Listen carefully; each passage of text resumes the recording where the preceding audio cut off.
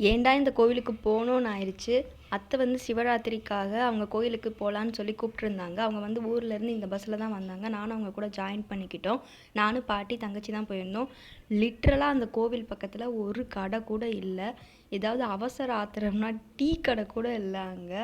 இதுதான் அந்த கோவில். இங்கே நிறைய தடவை வந்திருக்கேன். இது எங்கள் அத்தையோட புகுந்த வீட்டு கோயில், எங்கள் பாட்டியோட பிறந்த வீட்டு கோயில். நல்லபடியாக சாமிலாம் கும்பிட்டு முடிச்சிட்டோம். அதுக்கப்புறம் நம்ம யாரை மீட் பண்ணோன்னா, நம்ம அப்புக்குட்டியை மீட் பண்ணோம். இவன் வந்து என் சித்தப்பா பையன். லாஸ்ட் டைமை விட இந்த டைம் வந்து கூட்டம் கொஞ்சம் கம்மி தான். பிரசாதம் கொடுக்கறதுக்கு ரொம்ப டைம் ஆயிடுச்சு. 1:30 மேலே ஆயிடுச்சுன்னு சொல்லிட்டு குட்டி பசங்க கூட விளையாடிட்டு இருந்தோம். அதுக்கப்புறம் வெளியே வந்து இந்த கேர்ள் சாமிலாம் 3 பேர் இருப்பாங்க. அவங்கள வந்து கும்பிட்டுட்டு அதுக்கப்புறம் பிரசாதம் கொடுத்தாங்க. தக்காளி சாப்பாடு, பொங்கல் இதெல்லாம் கொடுத்தாங்க.